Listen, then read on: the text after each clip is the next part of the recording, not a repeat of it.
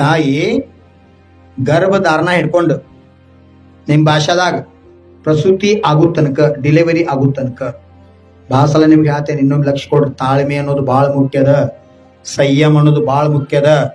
ಯಾರ್ದ normal delivery ಆಗ್ತೈತಿ ಅವ್ರ ಮಕ್ಕಳ ತಂದೆ ತಾಯಿ ಸೇವಾ ಮಾಡ್ತಾರ.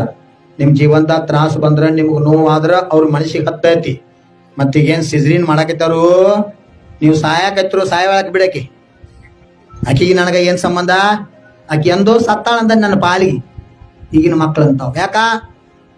ಜನ್ಮ ಕೊಡಾಗ ತಾಯಿಗೆ ಮಗುವಿಗೇನು ಸಂಬಂಧ ಇತ್ತು, ವೇದನಾದ ಸಂಬಂಧ. ಆ ಸಂಬಂಧ ಇವತ್ತಿಲ್ಲಾಗೈತಿ ಸಿಜ್ರಿನ್ ಮಾಧ್ಯಮದಿಂದ. ಅದಕ್ಕೆ ನಾರ್ಮಲ್ ಡೆಲಿವರಿ ಆದಾಗ ತಾಯಿ ಮಗುವಿಗೇನು ವೇದನಾ ಸಂಬಂಧದ, ಆ ಸಂಬಂಧ ಪ್ರಾಣ ಹೋಗುವವರೆಗೆ ಕೊನೆಯವರೆಗೆ ಬೀಳ್ತದ ಅಂತ ಸಂಸ್ಕೃತಿ ನಮಗೆ ತಿಳಿಸುತ್ತೆ. ಯಾವ ಪ್ರಾಣಿಗೋದ ಪಕ್ಷಿಗೋದ ಸಿದ್ರಿನ ಅದು ನೋಡ್ರಿ. ಯಾಕೆ ಬತ್ತಪ್ಪ ಮನುಷ್ಯ ಹಾಕಿದ?